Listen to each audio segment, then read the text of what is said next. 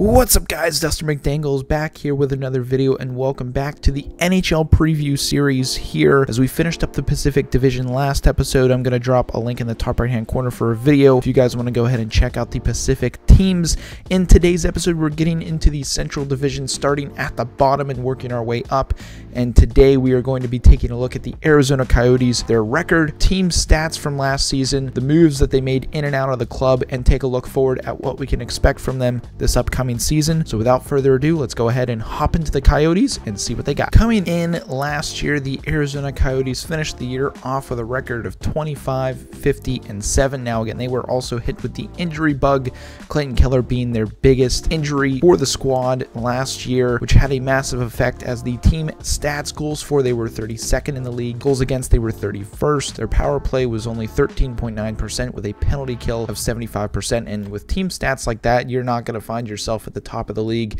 The adverse effect is you're going to find yourself at the bottom of the league, which they have done so around in the past couple of seasons now. There's not a lot of bright spots moving forward for this team this upcoming season, but let's go ahead and take a look at the players who have left, the players that they've brought in, and then we'll take a look at the projected lines, salary cap, and talk about what we can expect from them this upcoming season. When it comes to the players that have left for the Arizona Coyotes, the few players of note, one being Phil Kessel leaving for the Vegas Golden Knights. Alex Galchenyuk has also departed the Desert Dogs. Anton Strawman has left. Louis Eriksson and Antoine Roussel have left the team. So a few players of note there who have left, and the people that they have brought in, a few interesting faces to see. Zach Kassian they brought in from the Edmonton Oilers, Nick Bukestad that they have also brought into the squad, as well as Patrick Nemeth and Troy Stecher are the players that they have brought into the squad to try and bolster or at least fill roster spots at this point until they are able to bring in some bigger faces to the squad and move forward to try to make the playoffs in future years to come. Now on the screen, we are taking a look at their projected line combinations brought to you by Puckpedia.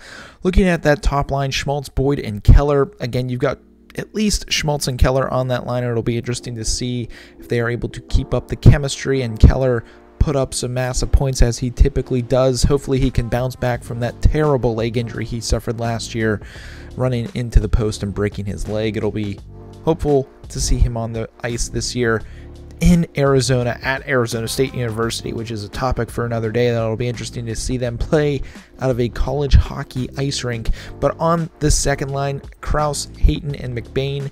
I'm really interested to see how Barrett Hayton does this year. A few years back, he was World Juniors captain, leading Canada to a gold medal. It'll be interesting to see if he can take that next step forward in the NHL and put up at least 40 to 50 points this upcoming season. Third line is honestly a typical fourth line. Ritchie, Smith, and Kassian. It'll be interesting to see how they do against other third lines in the NHL. And right now, they do technically have Andrew Ladd in the lineup, and then you've got Nick Bukestad and Christian Fischer on that fourth pair. It'll be interesting to see how they do and if they can stay healthy. On the back end, you've got Gostisbehere and Mayo. Gostisbehere had a great year last year. Hopefully continue that moving forward, and he might be a piece if the Coyotes are struggling and looking to deal some players at the deadline. I could expect to see him on the move, which brings me to the second pairing, Chychrun and Stecher. Chychrun is another one of those players that, is he going to stay with the Coyotes or is he going to be moved at the deadline? I think it's going to depend on his health and how he is playing this year if they are looking to move on from him. I hope he stays. When I think of the Coyotes, I think of Chychrun, Keller, Schmaltz. Hopefully they don't get rid of Chychrun. It'd be nice to see him a lifelong Arizona Coyote. For fans, I'm sure he would think otherwise. On the bottom pairing, they've got Patrick Nemeth and Brown there. Again, nothing too crazy. The Coyotes aren't deep, but they do also still have $20.3 million worth of cap room. It's just a matter of trying to get players to come in to Arizona, considering the fact that they will be out of Arizona State the next couple of years. Now, between the pipes, they've got Vilimäki and Prosvetov. I can't really pronounce that guy's name, but goaltending really the biggest question mark this year. Will Vilimäki be enough as a #1 NHL goaltender, or do they need to bring in a veteran type player? I don't know who is still out there free agent wise for goaltenders at this point in time, or maybe they try to look to bring in somebody via a trade because they do have a lot of assets that they could try to bring in at least a semi-decent, maybe 1B type goaltender to the squad if Vilimäki does not work out this upcoming year. But looking forward at the contracts now, they have got a ton of players up this upcoming season when it comes to contract. You've got Andrew Ladd, Nick Ritchie, you've got Nick Bjugstad, all in unrestricted years. I think Bjugstad is going to have a decent enough year to keep him in the NHL. Now, I don't know if that's going to be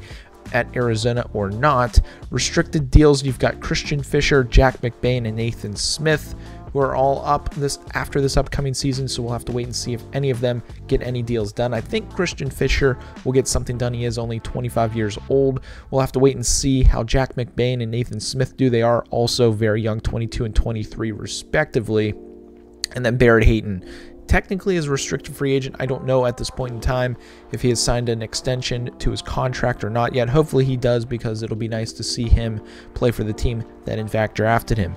Now on the back end, we've got two contract big years coming up. Gostisbehere and Stetcher, more so Gostisbehere, Shane Gostisbehere. $4.5 million at this point in time. I think he needs another solid year to earn himself one more final decent contract if he wants to stick around that $4.5 to $5.5 million range. Again, whether that's with the Coyotes or not will depend on how he plays this year, or if he's going to get moved at the deadline for a team looking for that extra defenseman to make a cut push as a renta player for this upcoming season. But we'll have to wait and see on him when it comes to if he's going to stay with the squad or not. But really looking forward at the Arizona Coyotes this upcoming season. I fully expect them to be where they were last year, near the bottom of their division. It's going to be tough with the roster that they have, according to Puckpedia, to win a lot of games. If they win 25 like they did last year, I would be a little surprised. I expect them to be around the 23 to 28 mark win range this upcoming season. Again, just the lack of depth. If they get the injury bug again, it could be a pretty rough season for the Arizona Coyotes,